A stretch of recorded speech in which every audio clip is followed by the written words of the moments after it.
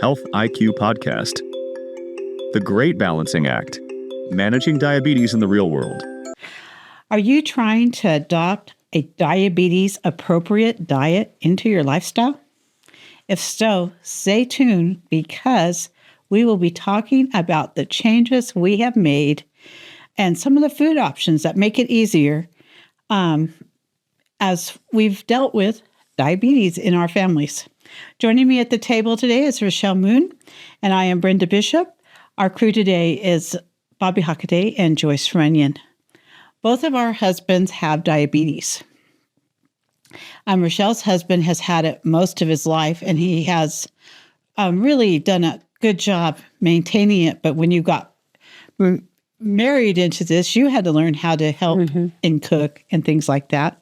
And mine has had diabetes more recently, been diagnosed with diabetes. And it's a balancing act. The whole thing is a balancing act between your medication, your food, how much exercise you get, illness, stress. Yes.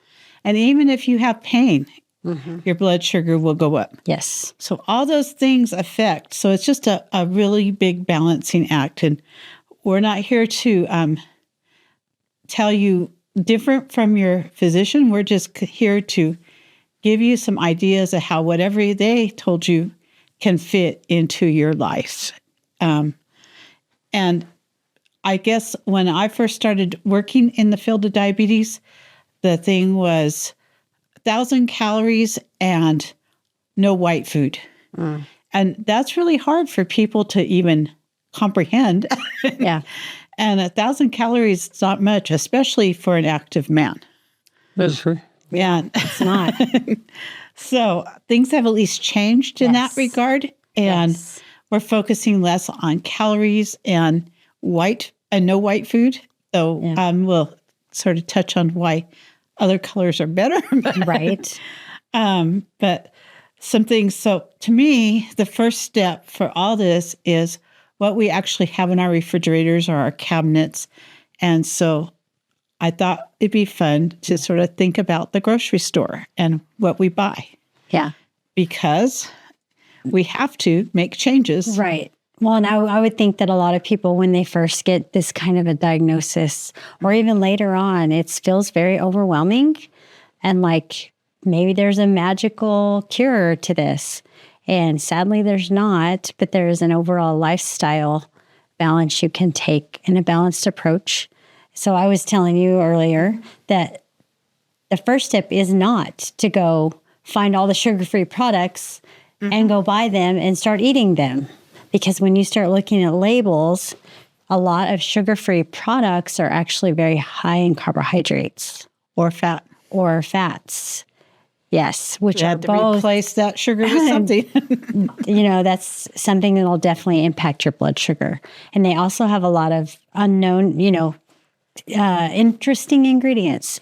A lot of our packaged items have many ingredients, and that's right there something to be aware of. When you were saying before about more natural whole foods. Yes. So that's where I would start, is go back to the basics.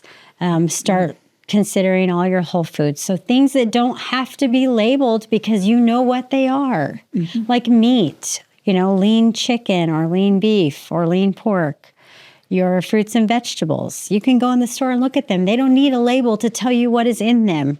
Those are probably going to be the best choices. So let's just go back to looking at that meat section for a minute. Yeah. Because there are some other things that we might want to consider. We talk about lean meat, but people don't often know what lean is. Okay. But lean doesn't have a lot of marbling. Right. And if it does have fat, it's around the edge, so you can cut it off. Right. Because as diabetics, there's a lot of stress on your body. Yes. And you don't want to add extra weight or things that would make it harder for your heart. Yeah. And the fats are definitely impact blood sugar. And the reason I know any of this is because my husband's got a continuous glucose monitor that he wears all the time. So when he eats certain foods, we can see pretty quickly how it's impacted his blood sugar. And so meats that are high in fat, yes, have a lot of marbling. So your leaner meats are going to be your chickens and your lean beef. And by lean beef, usually we would purchase 80-20, like if you're going to buy hamburger patties, 80-20 or even the 90, but 90 gets a little hard to cook because it's so lean, but 80-20 is a pretty good choice. I guess I just sort of disagree with you. I really like my 90-10. Oh, you like your 90-10. Okay. You just got to spray your pan a little more so it doesn't stick on your My pans don't stick too bad, but they are a little harder to make, the hamburger patties. Yeah. But anyway, it's so much, to me, it's better for like soups and other things that you're making, and you don't have to worry about the added fat from there. However, if you're going to use the 80-20 and you're making a soup or something, you can rinse your ground beef to get the extra fat off. Yeah, you could. It is a little harder on your pipes maybe, but you could rinse some of that extra off. Fish. Oh, yeah. So in our part of the world, fish is not something people think about. But fish is so important to an overall healthy diet, no matter what kind of diet you have. Right. And it's often low fat. Right. Except that we bread it and fry it. Right. So if we can avoid frying the fish, maybe we can bake it. Yeah. And then you can even buy canned fishes that you can put into casseroles and things like that. That would give you the good benefits of and the anti-inflammatory properties of fish. Right. But there's some other protein options that are also good, like eggs. Yes, absolutely. Eggs are probably one of your best protein sources that are less expensive. We went through a spell where they were more expensive. Right. But really they're less expensive. We went through a time period where people were saying, don't eat eggs because they're bad for your heart. But all that's changed as well. Right. They've learned that the fats in eggs are actually beneficial. Yeah. So eggs are an excellent way to get, especially we often think of eggs as a breakfast. And so it's a way to have a non-carbohydrate breakfast or a low-carbohydrate breakfast is to add an egg. Nuts are also a good lean protein source. Yeah. And again, they offer the omega-3s that are good for your heart. Yeah. So in our grocery store, we also have a huge section back there of lunch meats and cheeses and things like that. So what are some tips for those kinds of things? Well, you can do some of the lunch meats, but a lot of them are so loaded with sodium, and sodium is a big thing you need to consider when you're a diabetic because it can impact your heart health. And among other things, what is in that? It's got nitrates and different things. So if you can find the lunch meats that are not cured, the uncured ham, that's a really good option, or I should say a better option. Yes. The uncured ham is hard to find because I think people have caught on that it's better for you. So I have a hard time finding it in stock. I think they even have uncured bacon now. But yeah, the uncured is a little better option sodium-wise. And then cheese is also doesn't have carbohydrates, so it can be a balancer for your blood sugar, but it's also something that has often high sodium. Right. And so we have to eat it in very, smaller amounts. Right. Maybe. And your mozzarella or your white cheeses are often a little bit lower fat and a little bit less sodium also. So, and it's good. Anytime you eat a carbohydrate, you should balance it with a protein. Those two should stay married all the time, especially when you're a diabetic. So if you're going to have an apple, for example, have it with some cheese or some peanut butter. And right. Yeah. And what about other nut butters? Those are almond. There's almond butter. So if you don't like peanut butter, there's other butters that you could try. Nut butters, not right. Not butter. butter. A little butter won't hurt you though. But some, apples and some nut butter And then if you're going to have crackers, you would have it with, some cheese. Yeah, or some yogurt. But it's better if you're going to have yogurt if you get the Greek yogurt. All right. And if you get non-fat Greek yogurt, it's one of the better options. And then have it with some nuts or, So often for breakfast on days that I have to leave the house early, which are a couple days a week, I'll have a Greek yogurt. So I get that extra protein with my pecans because, I love pecans. Yeah. But my husband really doesn't like Greek yogurt. He doesn't like the taste of yogurt, I guess. And then when it comes... he has cottage cheese. Oh, that's a good option too. And cottage cheese is very low carb.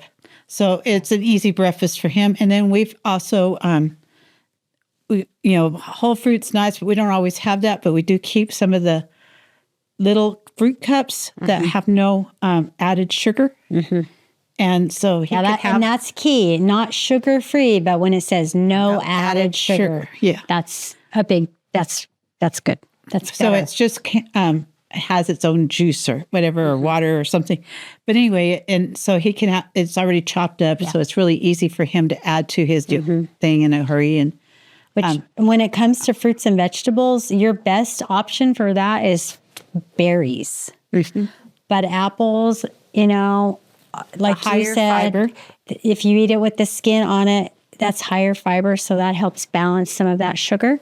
And oranges are probably a little less because you take the skin off, and they are really a lot of sugar in an orange. And then when it comes to juice is not a good option for really anybody, but definitely not for a diabetic, because it's a lot of sugar all in one big punch.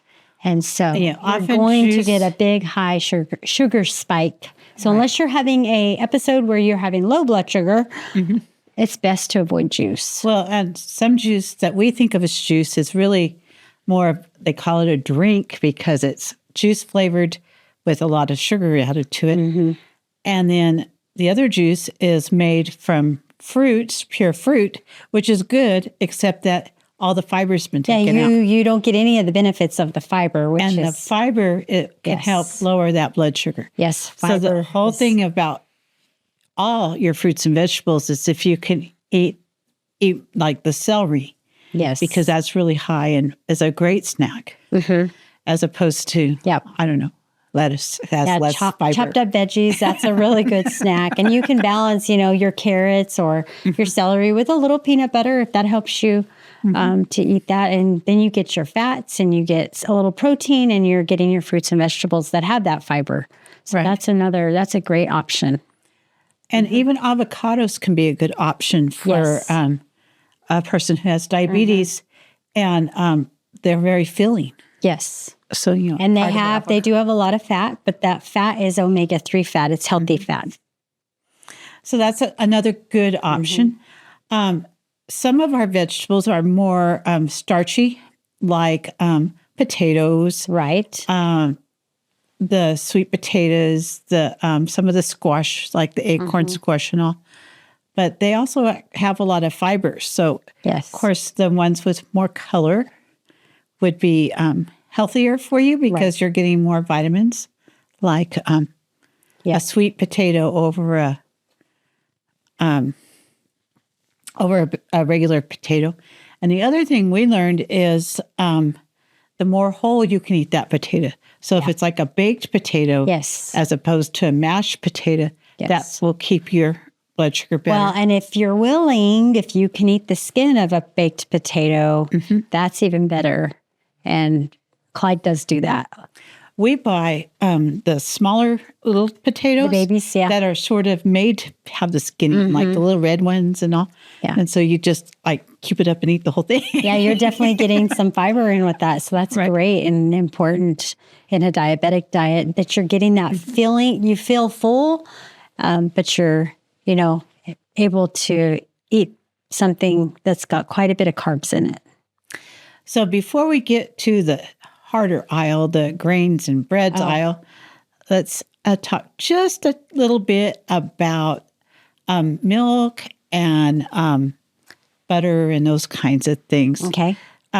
So, they have modified a lot of the margarines, so they have no trans fats, but they still have a lot of other ingredients in them. So you really have to be careful with margarines. And they say the more liquid, the better if you're going to do a margarine. So like the spray ones are better because of how they're made. But oils are actually a better choice a lot of times for things. So you want to talk just a minute about oils? Well, the more research they do, they say to stay away from seed oils. And so your better oils is your avocado oil or your olive oil. And if you do olive oil, ideally, there's not perfection in any diet. You can't strive for that. But your olive oils, it's best if you get the cold pressed olive oil. That's going to give you the most benefits, but it has a little strong flavor. So if you're baking or something, you're probably going to want a lighter olive oil, but that's still superior over many of the other options. So, but the olive oils and the avocado oils are really the best if you can get those. Well, and there is a movement of some people moving away from margarines into regular butter as being healthier, but still we have to watch that regular butter. Which I have my app and I will scan some of those and sometimes they're not. I scan it with that app that tells me what's in there and how many chemicals are in it. And if it has a lot of chemicals, I try to stay away. And So you need to watch what's added to the regular butter. It's not just always butter. Right. But you need to also watch how much you use. Yeah. But, a little butter here and there is not going to be detrimental. So. And another one is coconut oil. That's a good option too for a diet. So thinking about our grocery store, and we mentioned the fruit and vegetable aisle, but we didn't talk about canned fruits and vegetables. We did mention the fruit, I guess, but canned vegetables often don't have as much nutrients as the fresh or the frozen. Yeah. And frozen are a great option because often we don't have availability. So they consider buying some frozen vegetables that has less sodium and a lot more flavor. Well, I was going to say, though, a vegetable is that you eat. That is the best one. So it might be canned that's preferred. But yes, frozen is a great option because we can't always get fresh.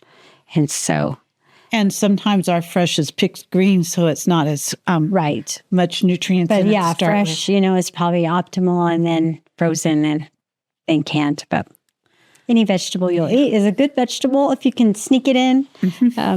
And the same way with like soups and things like that, you really need to be careful. Yeah, they have high sodium. Yeah, soups are a little tricky. But you could make your own. Yes, and you can buy low sodium. And you can also freeze your own and then grab them out whenever you want to have a soup. Right. Low sodium broths. But we also have to be careful of those because I didn't realize that some sodium or some broths have sugar added to them. So we have to be really careful about the pre-made broths. Yeah, I was saying if your great-grandmother doesn't know what the ingredients are on something, there was a movement for a while about having 5 ingredients. But anyway, if your great-grandmother does not know what that ingredient is, you might rethink whether you want to eat that packaged product, like a broth or a canned soup or anything that's packaged. So you got to be careful. A lot of little hidden carbs often now to the hardest aisle for a lot of people.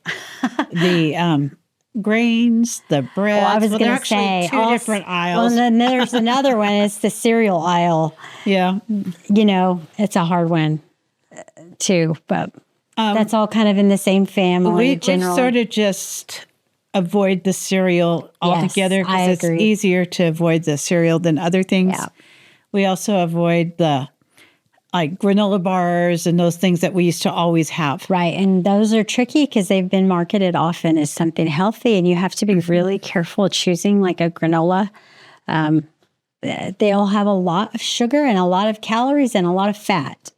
So you just have to be very careful if you're choosing those. But there's some you can make on your own so you know what they have. Right. I saw recently one that's mostly nuts and seeds. Right. Because oatmeal is one of your best choices. Oatmeal has a lot of fiber. It has a lot of, it's a whole grain. And you can, especially if you make it yourself, you can adjust it to not have as much sugar in it. So still going to have some carbs, but especially even if you do like the oatmeal, that's the whole oatmeal. Yeah. Whole oats. Whole oats are the steel cut. The steel cut that are not rolled. Yeah. Those are actually have a lot of fiber in. Right. And are low carb. They're whole grain. And I don't know that they're low carb, but the fiber balances them. Right. It's the fiber that. So as we look like at rice, a brown rice, where it's more of a whole grain is a better choice. And there's a lot of whole grains out there that we're starting to see in our store, like quinoa. Yes. And quinoa is even a protein. I'm trying to think what some of the others are. My brain just... Quinoa is definitely a good alternative grain because it's a whole grain, and it's very versatile. You can do a lot with it, like you would do with a rice. So, and there's like a barley that's whole grain. Yes. The one in the box that says pearled is not. Yeah. Which is pretty tasty, but it's not. Maybe we can talk here a little about resistant starches, Yes, which go is ahead. something we just learned about. So resistant starches are rice and beans and potatoes are for sure included in this, but there are things that you can cook and then put them in your refrigerator and have them like the next day or maybe in the next few days. You want to be careful with rice and not keep it too long, but it lowers in carbs as it's been in the refrigerator and then been reheated. Which is amazing that the carbs go down in rice and beans and potatoes. Yeah. So I was excited to learn this information for lots of reasons. And so, like if you make a pot of beans, you could freeze them into servings. Into Ziploc bags or into a little serving size. And then it's going to be lower in carbohydrates than if you eat it the day you make it. And beans, once again, are that great source of protein. So they... and they also are a fiber. So they also help manage blood sugar. So bread. And bread's hard. So my big thing with bread would be look for whole grain. It's got to be whole wheat. And then look on it and make sure that that's really what it is. Because they try to trick us by saying wheat bread. And you think because it's brown and because it says wheat. And I think you've had this conversation on a different podcast. Yes. But just make sure it's whole wheat or whole grain if you're going to be, have it part of your diabetic diet. And one thing that we have done, because we have found the loaves of bread that are regular bread, they're not saying diabetic bread or anything. It's regular bread anybody can buy. And it's not that much more expensive, but the slices are cut thinner. Yes. And they may be a little airier. Yeah, and they call them low carb, maybe. But they don't even say low carb. Okay. They're just like... They're just a smaller serving. Right. And they were low-calorie bread. Yeah, there you go. Anyway, so it's like you can get 2 pieces for the same amount of carbs as one regular slice. And that way you can have a sandwich. Yeah. But your bread is a little thinner. Now, you have to be a little careful. Well, I was going to say, it's a little mental. It's like a mental game, but, sometimes that's what we have to do to make our diet work for us. Yes. Yeah. So the other thing is tortillas are important in our part of the world. And so if you look at the labels on the corn tortillas, there's a lot of difference in the carbs.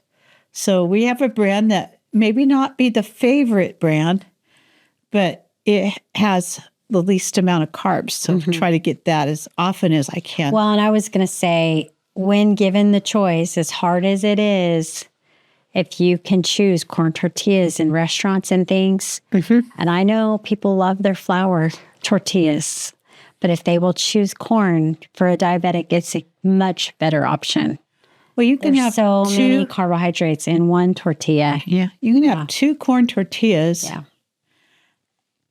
And only a half of a flour tortilla. Right. For the same amount of carbs. Right. So, yeah. And that depends on who makes the flour tortilla. Right. Because a lot of flour tortillas that are homemade are even more dense than the tortillas that are manufactured.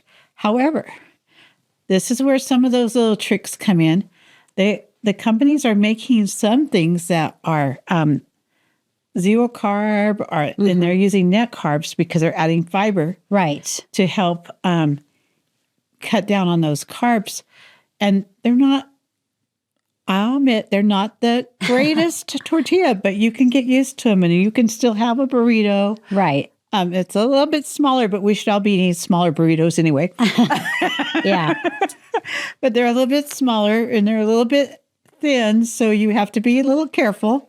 But they don't taste bad. Yeah. And so that's some things that are out there, and they aren't that much more expensive than buying. I think some of these little compromises are better for your health, so they're good. So I mean those are a few products that we've found that really fit into our lives. Are those little cups that for a little treat of fruit, the carb balanced tortillas.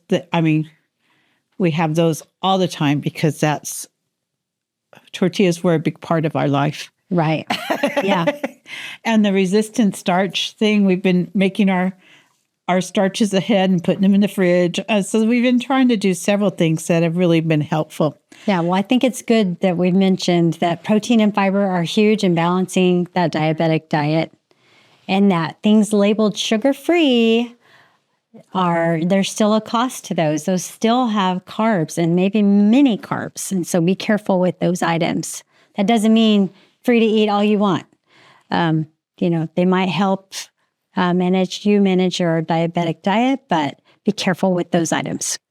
And I know we've mentioned this in previous podcasts, but it's been about a year, and you talked about your app. So you need to tell people about the app so they'll know what you're talking about. So there's more than one app out there now, but I still have the one I started with, but there's many others on the market now. It's gotten to be a popular thing. But my app it's spelled Y-U-K-A, it's Yuka, and you can scan items in the store, the ones that have the barcodes, which we talked about, your fruits and vegetables. We don't need those on there. But you can scan products and see, you can set it to how your diet preferences. And in my household, we also are gluten-free. And so I have mine set for gluten. And then I go and I scan canned goods or items I'm going to buy that are packaged. And I can tell really quickly whether it's going to be part of my diet or not. Because it says good food, bad food. And once I've learned it, I am able to shop more quickly. The first few times you do this, it's a little time consuming, but it's worth it.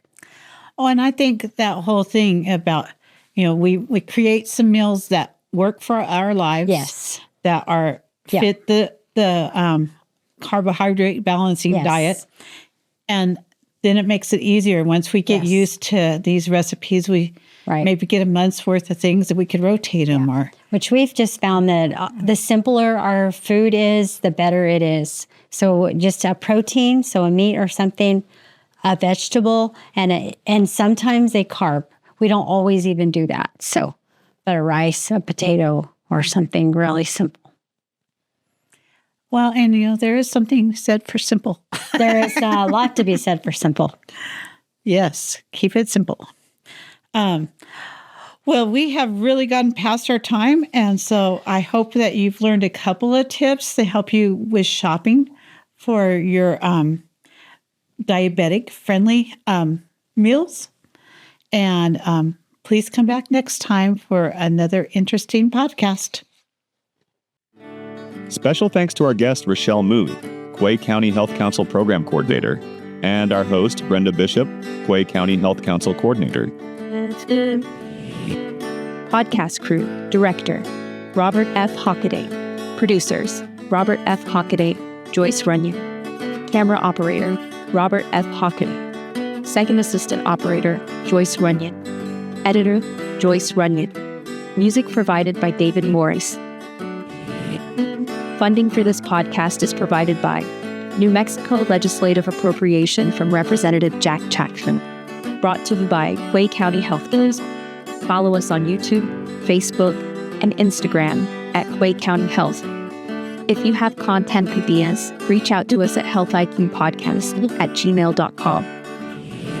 This podcast was created solely for educational and entertainment purposes.